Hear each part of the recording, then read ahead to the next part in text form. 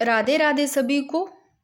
तो दोस्तों, Indian polity में जो टॉपिक चल रहा था अपना मौलिक अधिकार, तो इसकी 2 क्लासेज हो गई थी। आज इस टॉपिक को इस क्लास में कंप्लीट करेंगे और इसके बाद में करेंगे नीति निर्देशक तत्व। और सबसे पहले तो मैं माफ़ी चाहती हूँ कि 2 दिन क्लास नहीं ले पाई। एक तो देखो टाइम नहीं मिल पाता है, दूसरी बात कि छोटा सा कोई प्रोग्राम आ गया था बीच में, तो इसलिए माफ़ी चाहती हूँ।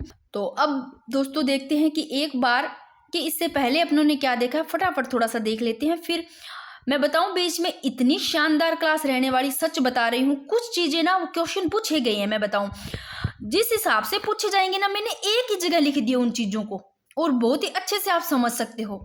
तो ये नोट्स मैं बता रही हूँ, अगर आप इसी तरह सेम टू सेम अपनी नोटबुक में उतारते हो, लिखते हो, तो बहुत ज़्यादा फायदा होने वाला है, क्योंकि इससे बेस्ट शायद कहीं मिले आपको। मैं खुद कह रही हूँ कि मैंने मौलिक अधिकार की पहले क्लास करवा रखी है, खुद करवा रखी है, हर जगह मिल जाएगी, मैंने भी करवा रखी है।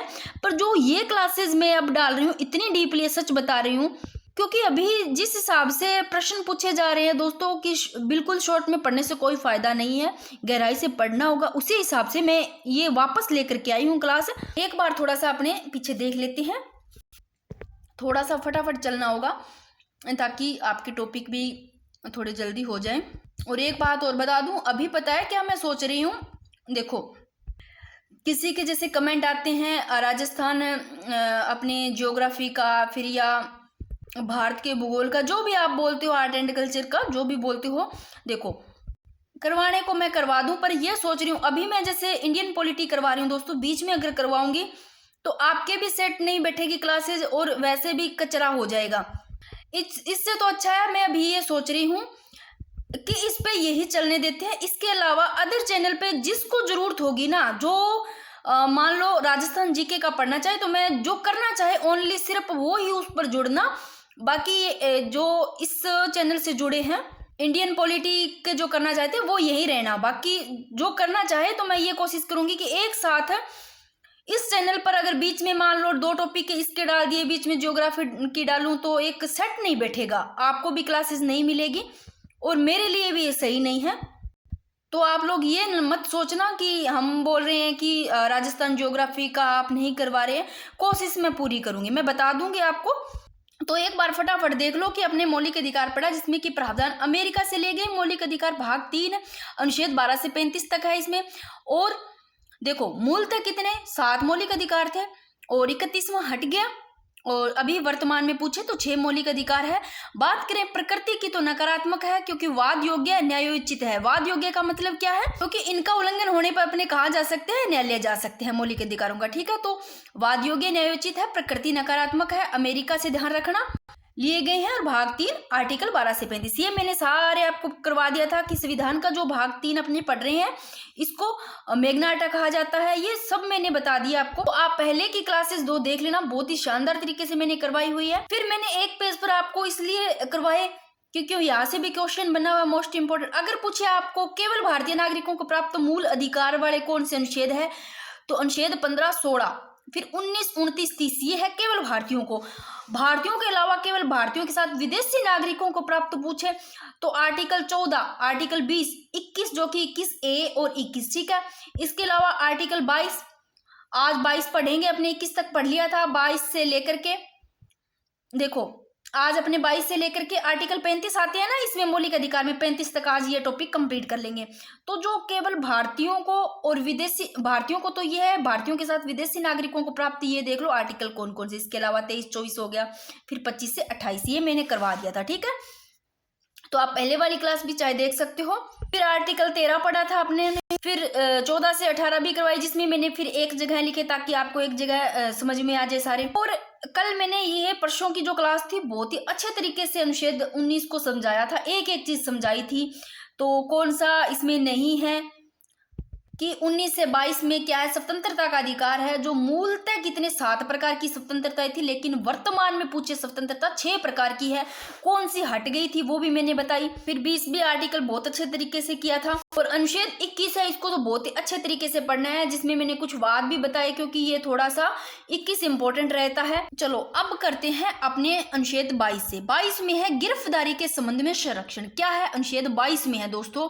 कुछ दशाओं में गिरफ्तारी व निरोध से संरक्षण। कौन से में है? गिरफ्तारी के संबंध में अनुच्छेद 22 में क्या क्या है इसमें? देखो अनुच्छेद 22(1) में क्या कहता है कि मनमानी गिरफ्तारी से संरक्षण दिया गया है। किसे अगर कोई मनमानी से गिरफ्तारी करता है तो उसमें संरक्षण दिया गया है कि किसी व्यक्ति को गिरफ्तार करने का कारण भी, क्या कारण से गिरफ्तार किया, जो आधार है, कारण है, वो बताया जाएगा और उसे अपने मनपसंद विधि व्यवसाय, कोई वकील है उससे परामर्श करने का भी अधिकार होगा।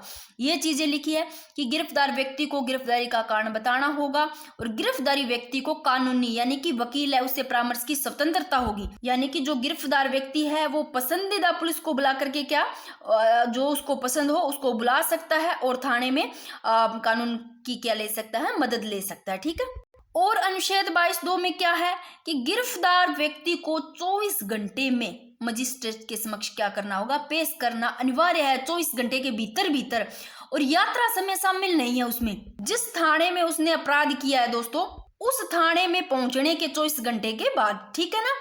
तो देख लो, गिरफ्तार व्यक्ति को 24 घंटे में मजिस्ट्रेट के समक्ष पेश करना होगा। यात्रा समय क्या है, उसमें यात्रा समय शामिल नहीं है। कहीं मान लो वो और गया हुआ है तब 24 घंटे लगते हैं, तो ये समय इस शामिल नहीं है, यात्रा वाला। फिर बात करते हैं निवारक कानून। वह दुश्मन देश के नागरिकों को यह अधिकार प्राप्त नहीं होगा। जैसे पोटा, मीसा, टाडा, रासुका, ये क्या है, ये अधिकार। ये रासुका तो अभी प्रभावी है, ये समाप्त हो गए हैं। जैसे ये कानून, जैसे पोटा हो गया, मीसा, टाडा है ना, रासुका। जैसे बात करते हैं मीसा की, तो मीसा आंतरिक सुरक्षा अधिनियम 1971, जो कि ये समाप्त कर दिए गए सारे। रासुका भी प्रभावी है क्योंकि मीसा को 1978 में समाप्त कर दिया गया। फिर पोटा की बात करते हैं, जो कि आतंकवादी गतिविधि निरोधक कानून 2002, इसको भी समाप्त कर दिया गया। तो ये जो निवारक कानून है वह दुश्मन देश के नागरिकों को ये अधिकार प्राप्त नहीं होगा। इनको थोड़ा सा पढ़ लेते हैं, आप इनको एक बार देख लो। निवारक निरोध कानून है, ये कौन कौन से है निवारक निरोध के कानून? मीसा है जो आंतरिक सुरक्षा अधिनियम 1971, जो देखो 71, जो कि 78 में जनता पार्टी द्वारा इसको समाप्त किया गया। फिर टाडा, आतंकवादी एवं विध्वंस गतिविधियां। रासुका जो कि राष्ट्रीय सुरक्षा कानून 1980, ये अभी प्रभावी है। पोटा, आतंकवादी गतिविधि निरोधक कानून 2002, और इसको 2005 में समाप्त कर दिया गया यूपीए सरकार द्वारा, तो 2005 में। ठीक है, एक बार इनको थोड़ा सा देख लेना, इसलिए मैंने यहाँ अलग से लिखा है, इसलिए लिखा है ताकि आपको पता होना चाहिए भी है ये क्या चीज है ना। फिर अब बात करते हैं कि निवारक कानून व दुश्मन देश के नागरिकों एवं निवारक कानून के तहत गिरफ्तार व्यक्ति को यह क्या है, अधिकार प्राप्त नहीं होगा। अगर मान लो कोई दुश्मन देश का नागरिक है या निवारक कानून के तहत कोई गिरफ्तार व्यक्ति है, उसको यह अधिकार प्राप्त नहीं होगा। उन्हें इनकी बात करें तो इन्हें 3 माह तो क्या रखा जा सकता है, बंदी रखा जाता है, क्योंकि इनके लिए ये कानून नहीं है। 3 माह के बाद उच्च न्यायालय के न्यायाधीश की अध्यक्षता में एक समिति का गठन होगा और आगे की कार्रवाई जो होगी, जो समिति का गठन होगा उसी समिति के अनुसार संपन्न होगी, जो जैसा करवाया जाएगा। अनुच्छेद 22 पढ़ लिया, जिसमें गिरफ्तारी के संबंध में संरक्षण है। ठीक है ना। गिरफ्तार व्यक्ति को गिरफ्तारी का कारण बताना होगा, आधार बताना होगा, ऐसे नहीं किया जा सकता। ठीक है। फिर आता है आर्टिकल 23 व 24, इसमें है शोषण के विरुद्ध अधिकार। ठीक है। जो आर्टिकल 23 है, सबसे पहले बात करते हैं आर्टिकल 23 में क्या है।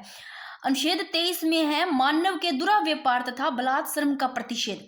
तो अब जो आर्टिकल 23 है दोस्तों, इस अनुच्छेद 23 में क्या क्या आता है?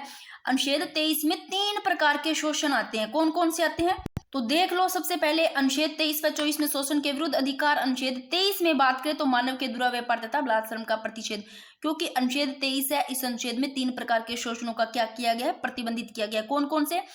एक तो है 23A, जो आर्टिकल 23 पढ़ रहे, इस 23(1) में आता है बलात्कार श्रम, बेगार प्रथा, मानव व्यापार। अब इन सब के अर्थ लिख दिए हैं। बलात्कार श्रम यानी कि इच्छा के विरुद्ध कार्य करवाना, बेगार प्रथा काम के बदले क्या देना, पैसा नहीं देना, मानव व्यापार यानी कि जो महिलाएं एवं बच्चे हैं, यानी कि मानव का क्या करना, खरीदना बेचना। जैसे महिलाएं बच्चे इनको खरीदना बेचना, तो मानव को खरीदना बेचना मानव व्यापार में आ जाता है। फिर बात करते हैं अनुच्छेद 23(2), मान लो यदि सरकार है, उस सरकार के द्वारा सार्वजनिक प्रयोजन के उद्देश्य से राज्य अनिवार्य सेवा आरोपित कर सकता है। लेकिन इसमें क्या है, देखो इसमें बात करें ना तो इसके अंतर्गत किसको नहीं रखा जाता, बलात्कार श्रम को नहीं रखा जाता। ठीक है ना, क्योंकि इसमें धर्म, मूल, वंश, जाति व वर्ग के आधार पर भेदभाव नहीं होगा। आर्टिकल 23(2). फिर देखो अनुच्छेद 23 पढ़ रहे हैं, इसमें किस पर रोक लगा दी गई? जैसे ये है ना, डावड़ी हो गई, सागड़ी, हाड़ी, देवदासी, इन सब पर रोक लगा दी गई। ये भी थोड़ा देख लेना। अगर कोई भी आर्टिकल 23 पढ़ते हो तो उसको पूरा पढ़ना है अच्छे से। इसमें कुछ चीजें आपको ध्यान रखनी है कि एक कौन सा है, दीन बनाम भारत संघ 1983। ये क्या कहता है, दीन बनाम भारतीय संघ 1983, इसमें ये कहता है कि यदि जेल में किसी व्यक्ति से कार्य करवाया जाता है, मान लो कोई जेल में कोई व्यक्ति अभी काम करवाया जाए, तो उसके बदले उन्हें क्या देना होगा, मेहनताना यानी कि मजदूरी देनी होगी। मेहनताना यानी कि मजदूरी प्रदान करनी होगी। ये दीन बनाम भारत संघ 1983 कहता है। फिर थोड़ा सा इसको भी देख लो, नीरजा चौधरी बनाम भारत संघ 1984। इसमें है कि बंधुआ मजदूरों को सरकार केवल उन्मूलन ही ना करे, उनकी क्या करे, पुनर्वास की व्यवस्था भी की जाए। फिर एक चीज और ध्यान रखना कि अनुच्छेद 23 को आधार बनाकर 1956 में अनैतिक व्यापार अधिनियम बनाया गया।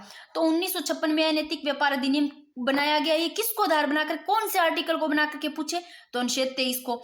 फिर एवं 1976 में बंधुआ मजदूरी उन्मूलन अधिनियम बनाया गया। तो बंधुआ मजदूरी उन्मूलन अधिनियम कब बनाया गया, 1976 में, और 1956 में अनैतिक व्यापार अधिनियम बनाया गया, जो कि अनुच्छेद 23 को आधार बनाकर। फिर आता है अनुच्छेद 24। अनुच्छेद 22 पढ़ा, गिरफ्तारी के संबंध में संरक्षण। अनुच्छेद 23 व 24 पढ़ रहे हैं, जिसमें शोषण के विरुद्ध अधिकार है। तो 23 में क्या पढ़ा, मानव के दुर्व्यापार तथा बलात्श्रम का प्रतिषेध, जिसमें 3 प्रकार के शोषण है इस अनुच्छेद में, बलात्श्रम, बेगार प्रथा, मानव व्यापार, बलात्श्रम, इच्छा के विरुद्ध कार्य करवाना, बेगार प्रथा यानी काम के बदले पैसे न देना, और मानव व्यापार यानी कि महिलाओं बच्चों का क्या करना, जो मानव है इनका क्या करना, खरीदना बेचना। अब इनको थोड़ा देख लिया, ठीक है। अब बात करते हैं अनुच्छेद 24 में क्या है। अनुच्छेद 24 में है बाल श्रम निषेध, कारखानों में बालकों के नियोजन का प्रतिषेध। तो अनुच्छेद 24 की बात कर रहे हैं, तो यह एक क्या है, निरपेक्ष अधिकार है, और 14 वर्ष से कम आयु के बच्चों से किसी भी प्रकार का क्या नहीं करवा सकते, कार्य करवाना क्या है, किसके अंतर्गत आता है। अगर 14 साल से कम उम्र के बच्चे हैं, मान लो उससे किसी प्रकार का कार्य करवाया जा रहा है, तो वो बाल श्रम के अंतर्गत आता है, जिसे हानिकारक उद्योग हो गया, कारखाने खानों में इनको नहीं लगाया जा सकता। अगर आपको पूछ ले कि बाल श्रम संरक्षण अधिनियम कब बनाया गया, तो वेरी वेरी इंपॉर्टेंट, बाल श्रम जो श्रम संरक्षण अधिनियम 1986 में बनाया गया, और 2016 में इसमें संशोधन करते हुए क्या प्रावधान किया गया है, ये प्रावधान किया गया, इंपॉर्टेंट है, ध्यान रखना। यदि कोई व्यक्ति बाल श्रम का दोषी पाया जाता है, तो 6 माह से लेकर के 2 वर्ष तक की सजा व 10 से 50,000 रुपए तक का जुर्माना लगाया जा सकता है। ये इंपॉर्टेंट लाइन है, ध्यान रखना। तो अनुच्छेद 24 पढ़ रहे हैं, इसमें बाल श्रम निषेध यानी कि 14 वर्ष से कम उम्र के बच्चों से किसी भी प्रकार का कार्य, जैसे हानिकारक उद्योग, कारखाने, इनमें नहीं लगाया जा सकता, और बच्चों को इनके अलावा भी कोई भी उद्योग है उसमें भी नहीं लगाया जा सकता, ठीक है ना। तो अगर मान लो जो ये मैंने बताया, बाल श्रम संरक्षण अधिनियम 1986 में बनाया गया, और 2016 में इसमें संशोधन करते हुए क्या प्रावधान किया गया कि मान लो कोई व्यक्ति बाल श्रम का क्या पाया जाता है, दोषी पाया जाता है, तो 6 माह लेगे, 6 महीना लेगे, 2 साल तक की सजा, और 10 से 50,000 तक को जुर्माना लगाया जा सकता है।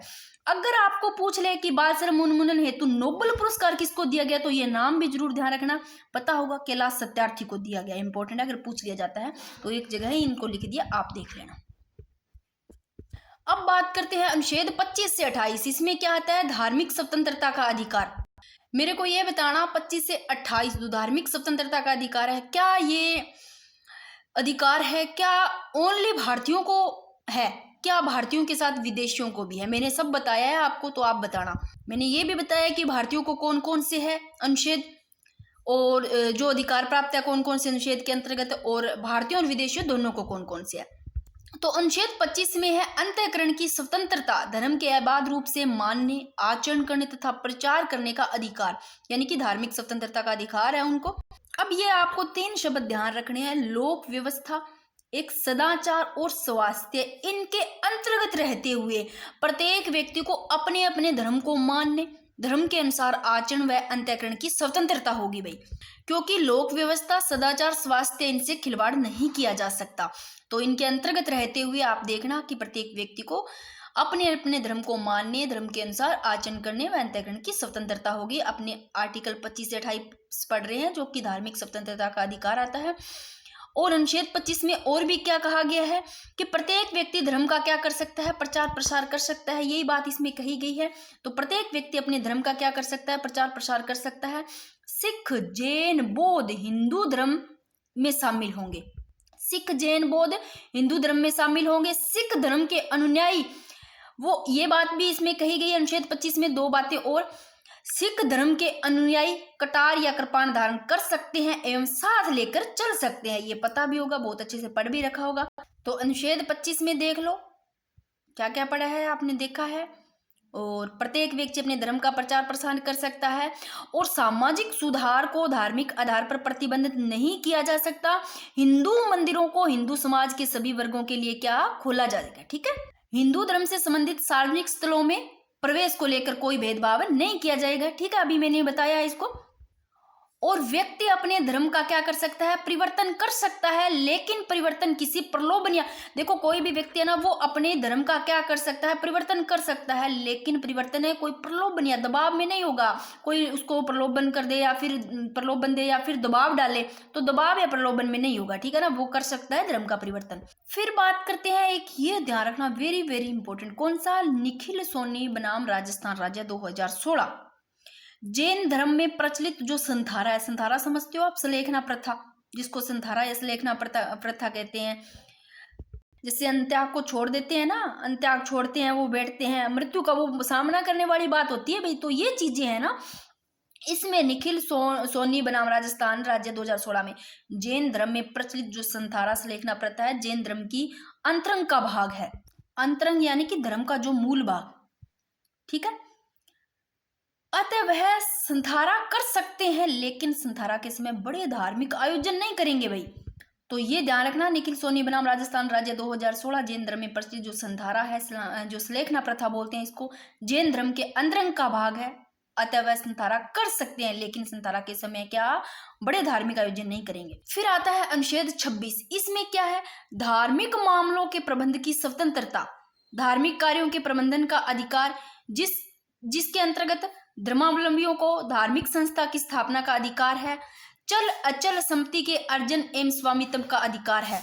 चल जंगम यानी कि अचल स्थावर, चल और अचल संपत्ति के अर्जन एवं स्वामित्व का अधिकार है। यहाँ पढ़ लो आप इसी लाइन को, कि लोक व्यवस्था, सदाचार, स्वास्थ्य इनके अंतर्गत रहते हुए, बार बार इस तीन चीज का शब्द का जरूर ध्यान रखना, कि प्रत्येक व्यक्ति को अपने धर्म से संबंधित संस्था या संगठन बनाने एवं उस संस्था हेतु चल व अचल संपत्ति अर्जित करने एवं उनके प्रबंधन की क्या होगी, स्वतंत्रता होगी, जो आर्टिकल 26 ये बात कहता है। तो अनुच्छेद 26 में है धार्मिक मामलों के प्रबंध की ये स्वतंत्रता, धार्मिक कार्यों के प्रबंधन का अधिकार है, और चल अचल संपत्ति के अर्जन एवं स्वामित्व का आधार है, इस संपत्तियों के प्रशासन का भी अधिकार है। अब मैंने इंपॉर्टेंट लाइन लिखी है यहाँ पर, इस चीज को ध्यान रखा, अभी अपने पढ़ा अनुच्छेद 25, ये लाइन जरूर ध्यान रखना, मैंने जो अंडरलाइन की है कि अनुच्छेद 25 व्यक्ति के व्यक्तित्व धर्मों के हितों की रक्षा करता है। अगर पूछ ले कि व्यक्ति के व्यक्तिगत धर्मों के हितों की रक्षा कौन सा आर्टिकल करता है, क्या 25, 26, तो 25 तो व्यक्ति के व्यक्तिगत धर्मों के हितों की रक्षा, 26 करता है व्यक्ति के सामूहिक धार्मिक हितों की रक्षा। तो ये चीज आप जरूर ध्यान रखना। अब आता है आर्टिकल 27। आर्टिकल 27 में है धार्मिक अभिवृद्धि के लिए कर समुदाय की स्वतंत्रता, यानी कि धार्मिक जो कर निषेध आर्टिकल 27 में आता है। किसी धर्म विशेष की अभिवृद्धि या पोषण हेतु किसी भी व्यक्ति से धार्मिक कर नहीं लिया जाएगा। कोई धर्म विशेष की अभिवृद्धि या पोषण हेतु ना कोई भी व्यक्ति उसे धार्मिक, यहाँ पर बात कही गई है कि धार्मिक कर नहीं लिया जाएगा। अगर आए क्या धार्मिक, यहाँ पर कर की बात करिए, अगर शुल्क का पूछे क्या शुल्क लिया जाएगा, शुल्क नहीं, शुल्क पर प्रतिबंध नहीं है। किस पर है, कर पर है, कर पर प्रतिबंध है, ठीक है ना। शुल्क तो सेवा हो गई ना, तो कर होगा। तो ये आर्टिकल 27 में है, किसी भी धर्म की विशेष अभिवृद्धि या पोषण हेतु किसी भी व्यक्ति से क्या धार्मिक कर नहीं लिया जाएगा, धर्म के नाम पर, ठीक है ना, शुल्क सेवा में आ जाता है। फिर देखो मैंने ये लाइन लिख दी कि अनुच्छेद 27 धार्मिक शुल्क पर कोई प्रतिबंध नहीं लगाता है, क्योंकि शुल्क क्या है, सेवाओं के बदले ली जाने वाली राशि है भाई, ठीक है ना। तो ये जरूर ध्यान रखना, 27 में कर का है, सेवाओं का नहीं। फिर आता है आर्टिकल 28 धार्मिक शिक्षा निषेध। कुछ शिक्षण संस्थाओं में धार्मिक शिक्षा या धार्मिक उपासना में उपस्थित होने के बारे में स्वतंत्रता। सरकारी और गैर सरकारी मान्यता सहायता प्राप्त शिक्षण संस्थानों में किसी धर्म विशेष की शिक्षा देने हेतु, कोई धर्म विशेष की मान लो शिक्षा देनी है, उसके हेतु सरकारी और गैर सरकारी व सरकार से मान्यता या सहायता प्राप्त कर शिक्षण संस्थानों में प्रयास नहीं किए जाएंगे। देखो जो आर्टिकल 28 है ना, वैसे बात करें तो राज्य के द्वारा पूर्णतः यानी कि पूर्णतः संचालित शिक्षण संस्थानों में कोई भी किसी प्रकार का धार्मिक शिक्षा नहीं दी जा सकती, बट किसी ट्रस्ट के द्वारा स्थापित शिक्षण संस्थानों में दी जा सकती है धार्मिक शिक्षा। क्योंकि ये धार्मिक शिक्षा दी जा सकती है, सशर्त दी जा सकती है।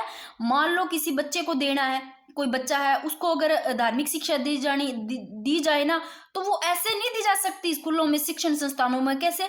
वो बच्चा अगर खुद सहमत हो, बच्चे की सहमति से दी जा सकती है, ऐसे किसी को अपने बाध्य नहीं कर सकते। और मान लो कोई बच्चा अगर वो अल्पवयस्क हो, तो फिर अगर उसके पेरेंट्स है, उसके अभिभावक है, उससे सहमति ली जा सकती है। धार्मिक शिक्षा दी जा सकती है शिक्षण संस्थाओं में, बट बच्चे को क्या, बच्चे की सहमति जरूरी है। बच्चे अगर कहे तो ठीक है। तो धार्मिक शिक्षा निषेध है, ठीक है ना। फिर मैंने अनुच्छेद 28 में एक बात लिखी है कि यदि किसी शिक्षण संस्थान की स्थापना का उद्देश्य धार्मिक शिक्षा देना है तो ऐसे संस्थान स्थापित किए जा सकते हैं, बट अभी तक एक भी नहीं है, ठीक है। फिर आता है अनुच्छेद 29 और 30, जिसमें है संस्कृति एवं शिक्षा का संबंधी अधिकार, अल्पसंख्यक वर्ग का अधिकार। एक मैंने ना यहाँ पर बहुत ही अच्छे तरीके से एक जगह लिखा, आप इसको जरूर देखना, एक बार इसको पढ़ लो कि 29 और 30 संस्कृति एवं शिक्षा का संबंधी अधिकार। 29(1) में तो है भारत में, यानी कि 29(1) क्या कहता है कि प्रत्येक नागरिक को अपनी, यहाँ पर ध्यान रखना, भाषा लिपि, 29(1) में भाषा लिपि व संस्कृति को बचाए रखने की स्वतंत्रता, यानी कि संरक्षण का अधिकार, यानी कि बचाए रखने की स्वतंत्रता इनको, वो है 29(1) में। क्या बात कहते हैं 29(1) भाषा लिपि व संस्कृति को। फिर 29(2) किसी भी नागरिक को धर्म, मूल, वंश, जाति व भाषा, यहाँ भाषा है, धर्म, मूल, वंश, जाति है, भाषा, इनके आधार पर शिक्षण संस्थाओं में प्रवेश से वंचित नहीं किया जा सकता। 29(2). अब मैंने एक वेरी वेरी इंपॉर्टेंट लाइन लिखी है, आप लोगों ने पढ़ा है, अनुच्छेद 15(1) पढ़ के आई है, जिसमें क्या था, धर्म था, मूल वंश था, जाति, लिंग, जन्म स्थान, इनके आधार पर भेदभाव नहीं किया जा सकता। 15(1) में क्या कहता है, धर्म, मूल वंश, जाति, लिंग, जन्म स्थान। 16(2) में क्या था, 16(2) भी पढ़ के आए, आप पहले वाली क्लास देख लेना। इसमें पढ़ोगे तो इसमें आपको एक नया नाम दिखेगा, उद्भव।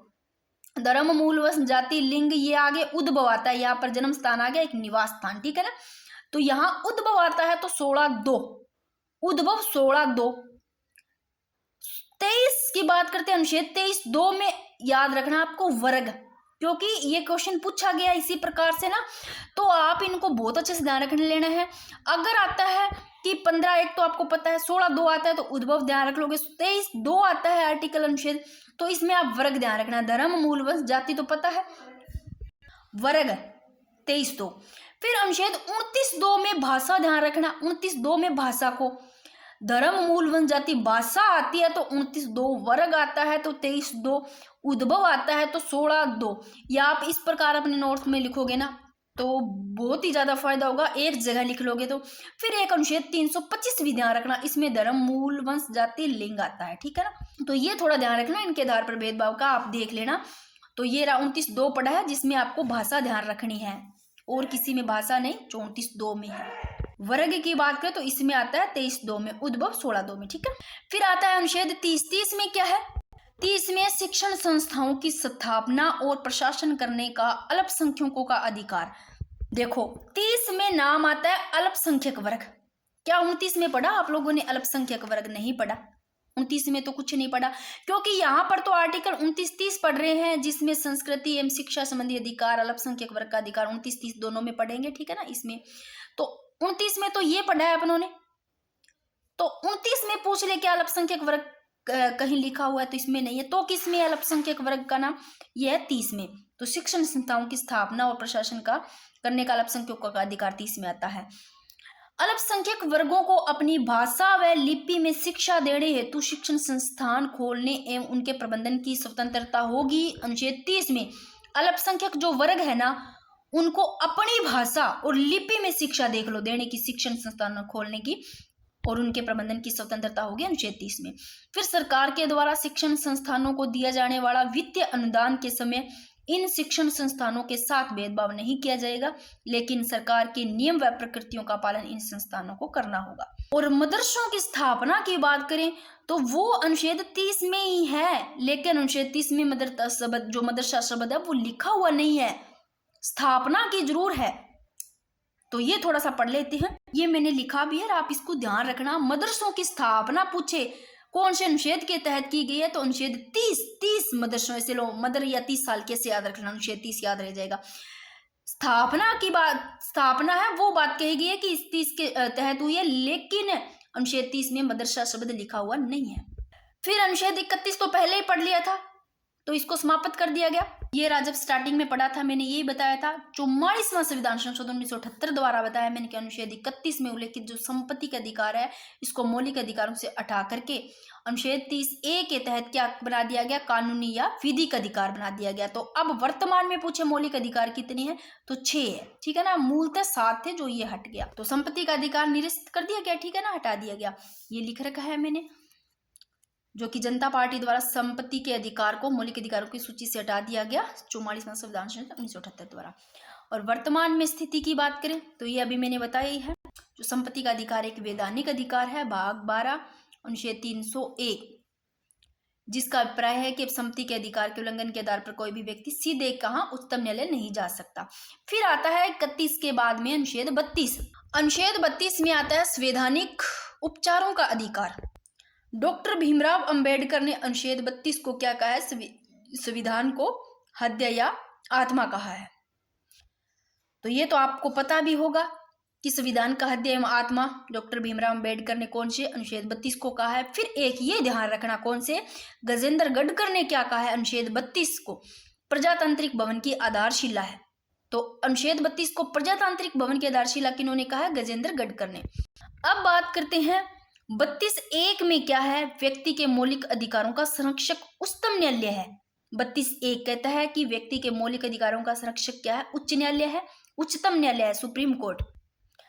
और अनुच्छेद 32(2) क्या कहता है कि यदि मौलिक अधिकारों का उल्लंघन हो जाता है, उल्लंघन हो जाए तो उच्चतम न्यायालय 5 प्रकार की रिट जारी करता है। वेरी वेरी इंपॉर्टेंट, मौलिक अधिकारों का उल्लंघन हो जाने पर उच्चतम न्यायालय कितने प्रकार की रिट जारी करता है, 5 प्रकार की, और पांचों की पांचों पढ़ेंगे अपने। फिर अनुच्छेद 32(3) संसद विधि बनाकर रिट जारी करने की शक्ति किसी अन्य संस्था सौंप सकती है। किसी अन्य संस्था को क्या सौंप सकती है, कि संसद है वो विधि बना करके जो रिट जारी करने की शक्ति है वो किसी अन्य संस्था को क्या सौंप सकती है। फिर अनुच्छेद 32(4), अनुच्छेद जो 32 है इसका निलंबन भी उसी प्रकार से होगा जिस प्रकार से अन्य मौलिक अधिकारों का निलंबन होता है अनुच्छेद 32 का, ठीक है ना। तो ये देख लो, अनुच्छेद 32 में संवैधानिक उपचारों का अधिकार, और अनुच्छेद 32 को संविधान का हृदय एवं आत्मा डॉक्टर भीमराव अंबेडकर ने कहा। प्रजातांत्रिक भवन की आधारशिला किन्होंने कहा, अनुच्छेद 32 को गजेंद्र गढ़कर ने की। चाहे आप शॉर्ट नोट्स में आप लिख लेना, गजेंद्र जो गढ़कर है अनुच्छेद 32 को, इस प्रकार आप शॉर्ट में लिख लेना, ठीक है। अब आप थोड़ा सा इनको देखो, जो ये 5 प्रकार की रिट है, रिट जारी, एक बार इनको देख लो कि ये 5 प्रकार, जैसे बंदी, प्रत्यक्षीकरण, प्रमादेश, प्रतिषेध, उत्प्रेक्षण और अधिकार प्रशा, इनकी बात करते हैं। इनका एक बार लैटिन नाम देख लेना और शाब्दिक अर्थ जरूर देखना, फिर इनको पढ़ेंगे अपने एक एक करके। सबसे पहले मैंने एक जगह लिखा है कि बंदी प्रत्यक्षीकरण, अगर इसका आपको अर्थ, शाब्दिक अर्थ पूछे तो क्या है, बंदी प्रत्यक्षीकरण यानी कि सशरीर प्रस्तुत किया जाए। परमादेश का हम आदेश देते हैं, तो बंदी प्रत्यक्षीकरण का शाब्दिक अर्थ तो सशरीर प्रस्तुत किया जाए, और इसका लैटिन नाम पूछे तो हेवियस कॉर्पस, बंदी प्रत्यक्षीकरण का। और परमादेश हम आदेश देते हैं, शाब्दिक अर्थ है, बट लैटिन नाम पूछे परमादेश का तो मेडमस। और प्रतिषेध का शाब्दिक अर्थ रोकना, और प्रतिषेध का अगर आपको पूछे लैटिन नाम तो पै से प्रतिषेध, पै से प्रोहिबिशन। उत्प्रेषण शाब्दिक अर्थ तो है प्रमाणित करना, सूचना देना, है ना, और लैटिन नाम है सर्स्योरी। फिर अधिकार प्रशा, किस अधिकार क्षेत्र से, इसका शाब्दिक अर्थ है, अगर पूछे लैटिन नाम तो क्वो वारेंटो। अब एक एक करके पढ़ते हैं। देखो, न्यायालय द्वारा प्रदान की जाने वाली जो रिटें मैंने बताई है 5 प्रकार की, एक एक पढ़ लेते हैं। सबसे पहले बंदी प्रत्यक्षीकरण पढ़ते हैं। मैं थोड़ा सा फटाफट करवा देती हूँ आपको, वैसे ज्यादा लॉन्ग वीडियो ना बन जाए। देखो, बंदी प्रत्यक्षीकरण अर्थ की बात करें, किसी व्यक्ति को सशरीर उपस्थित करना। यदि किसी व्यक्ति को अवैध रूप से गैर कानूनी तरीके से बंदी बना लिया है तो उच्चतम न्यायालय या रिट जारी करके संबंधित व्यक्ति को सशरीर उपस्थित करने हेतु आदेश क्या जारी किया जाएगा। और पूछे तो बंदी प्रत्यक्षीकरण की कि ये निजी और सार्वजनिक दोनों क्षेत्रों में जारी की जा सकती है। अगर पूछे कि ऐसी कौन सी रिट है जो निजी एवं सार्वजनिक दोनों क्षेत्रों में जारी की जा सकती है, तो ध्यान रखना बंदी प्रत्यक्षीकरण निजी और सार्वजनिक दोनों में, प्राइवेट और सरकारी। कब जारी नहीं की जा सकती? अपवाद की बात करें, यदि बंदी बनाया गया व्यक्ति विधि के अनुसार यानी कि कानून सम्मत यानी कि विधि के अनुसार है अथवा न्याय क्षेत्र से बाहर का मामला है, तब ये रिट जारी नहीं की जा सकती। ठीक है, अब एक लाइन लिखिए, very very important. ADM Jabalpur बनाम शिवाकत शुक्ला वाद 1976 है। अगर पूछे, अभी मैंने कुछ आपको बताया था कि जो बंदी प्रत्यक्षीकरण बताया इसका लैटिन नाम बताया था हेवियस कॉर्पस। तो अगर आपको पूछ ले हेवियस कॉर्पस वाद किसको कहा जाता है, तो वेरी वेरी इंपॉर्टेंट ये ध्यान रखना, एडीएम जबलपुर बनाम शिवकात शुक्ला वाद 1976 है। इसको दोस्तों क्या कहा जाता है? हेबियस कॉर्पस वाद कहा जाता है, ये ध्यान रखना। और बंदी प्रत्यक्षीकरण है, ये निजी और सार्वजनिक क्षेत्र दोनों का ध्यान रखना, जारी की जा सकती है। फिर आती है अगली रिट परमादेश। यदि कोई लोक सेवक अपने कर्तव्यों का पालन नहीं कर रहा है, मान लो कोई लोक सेवक अपने कर्तव्यों का पालन नहीं कर रहा है, तो सुप्रीम कोर्ट द्वारा, उच्चतम न्यायालय द्वारा यानी कि सुप्रीम कोर्ट द्वारा यह रिट जारी करके कर्तव्य पालन हेतु आदेश जारी किया जाएगा। एक लाइन लिखी है, अर्थात यह रिट निष्क्रिय और सक्रिय बनाती है। अपवाद क्या है इसका? अपवाद ध्यान रखना कि राष्ट्रपति, राज्यपाल, सुप्रीम कोर्ट, हाई जो उच्चतम न्यायालय है, हाई कोर्ट है, इनके न्यायाधीश, सुप्रीम कोर्ट और हाई कोर्ट के न्यायाधीश, राष्ट्रपति और राज्यपाल, निजी व्यक्ति, संस्था और सुविधाकर्मी, नैतिक कर्तव्य, इन सब के विरुद्ध ये रिट जारी नहीं की जा सकती। ये अपवाद है, थोड़ा ध्यान रखना। कौन सी? परमादेश। और परमादेश है ये निष्क्रिय को क्या बनाती है? सक्रिय बनाती है। ठीक है, फिर आती है अधिकार प्रशा। तो इसका लैटिन नाम क्या है? वो वारंटो। अधिकार प्रशा का अर्थ है किस अधिकार से। तो अब बात करते हैं, देखो अधिकार प्रशा की बात करें, अधिकार प्रशा ये जारी की जाती है लोक सेवक के प्रति। और अभी जो पढ़ा अपनों ने बंदी प्रत्यक्षीकरण, ये देखो बंदी प्रत्यक्षीकरण निजी और सार्वजनिक दोनों क्षेत्रों में जारी की जाती है, और अधिकार प्रशा लोक सेवक के प्रति। तो देखो अधिकार प्रशा की बात करते हैं, यदि किसी सार्वजनिक पद पर कोई व्यक्ति है, कोई सार्वजनिक पद पे मान लो आसीन है, तो सार्वजनिक पद पर कोई व्यक्ति अवैध रूप से आसीन हो तो यह रिट जारी की जा सकती है। तो अधिकार प्रशा देखो सार्वजनिक पद पर की जा सकती है, फिर किस पर नहीं की जा सकती? निजी, प्राइवेट पर नहीं की जा सकती भाई। अधिकार प्रशा ये कहता है कि सार्वजनिक पद पर कोई व्यक्ति मान लो अवैध रूप से आसीन है तो ये रिट जारी की जाएगी सार्वजनिक, बट निजी पद पर नहीं, प्राइवेट पद पर नहीं की जा सकती। तो ये लाइन लिखी है मैंने, यदि कोई भी लोक सेवक बिना योग्यता से अवैध रूप से किसी भी पद को धारण कर लेता है तो उसकी वैधता जांच हेतु अधिकार प्रशा रिट जारी की जा सकती है। ठीक है, फिर उत्प्रेक्षण, जिसका अर्थ है शाब्दिक रूप मंगा लेना यानी कि प्रमाणित करना, सूचना देना। अब बात करते हैं उत्प्रेक्षण में, सुप्रीम कोर्ट किसी निचली अदालत से किसी मामले को सुनवाई के लिए अपने पास मंगा सकता है। सुप्रीम कोर्ट मान लो उसको निचली अदालत है, उससे किसी मामले की सुनवाई के लिए क्या मंगा सकता है? अपने पास मंगा सकता है। यह रिट तब जारी होगी, उत्प्रेक्षण की बात करें तो कब जारी होगी? जब निचली अदालत में उस मामले पर फैसला नहीं दिया जाता है या निर्णय उत्तरवर्ती चरण में दिया जाता है। फिर प्रतिषेध क्या है? प्रतिषेध यानी कि मना कर देना, रोकना। ठीक है, और प्रतिषेध की अगर बात करें लैटिन नाम की क्या है? तो प्रोहिबिशन। यह उच्चतम न्यायालय द्वारा अपने निम्न स्तर न्यायालय के विरुद्ध सुनवाई के दौरान जारी की जा सकती है। जब कोई निम्नतम न्यायालय अपने कार्य क्षेत्र से बाहर जाकर निर्णय करे, यानी कि प्रतिषेध में उच्चतम न्यायालय है वो निचली जो न्यायपालिका है उसके किसी मामले की सुनवाई करने से क्या कर सकता है? मना कर सकता है। यह रिट जारी करके संबंधित मामले को रोकने हेतु आदेश जारी किया जाता है, क्रिया को निष्क्रिय बनाती है प्रतिषेध। और इसमें देखो उच्चतम न्यायालय में वही व्यक्ति जाएगा जिसका जो मूल अधिकार है, मान लो मूल अधिकारों का अगर क्या हुआ है? उल्लंघन हुआ है। अब एक बार देख लो, बंदी प्रत्यक्षीकरण है, आप इसका अर्थ देख लेना और पूछे कि ये कहाँ जारी, तो निजी और सार्वजनिक दोनों क्षेत्रों में जारी की जाती है। फिर परमादेश की बात करें तो परमादेश पदा, यदि कोई लोक सेवक है वो अपने कर्तव्यों का मान लो पालन नहीं कर रहा है तो सुप्रीम कोर्ट द्वारा यह रिट जारी करके कर्तव्य पालन हेतु क्या कर सकता है, आदेश जारी किया जा सकता है। और ये देखो अपवाद है, इनमें रिट जारी नहीं करती राष्ट्रपति राज्यपाल के विरुद्ध, या फिर इनके सुप्रीम कोर्ट या फिर हाई कोर्ट के न्यायाधीश, या फिर निजी संस्था, निजी व्यक्ति संस्था हो गई, सुविधा कर्मी, नैतिक कर्तव्य है, इनके विरुद्ध रिट जारी नहीं की जा सकती। परमादेश, परमादेश निष्क्रिय को सक्रिय बनाती है।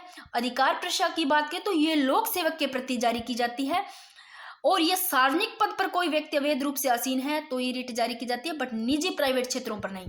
और उत्प्रेक्षण में सुप्रीम कोर्ट की मान लो कोई निचली अदालत से उससे किसी मामले को सुनवाई के लिए अपने पास मंगवा सकती है। प्रतिषेध यानी कि मना करना, यानी कि जो उच्चतम न्यायालय है, सुप्रीम कोर्ट है, वो उच्चतम न्यायालय यानी कि निचली न्यायपालिका को किसी मामले की सुनवाई के लिए क्या कर सकता है, मना कर सकता है।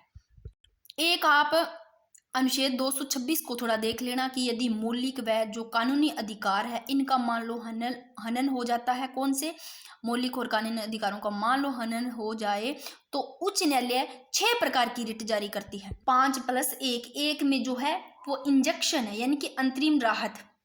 अनुच्छेद 32 तक पढ़ा अपनों ने।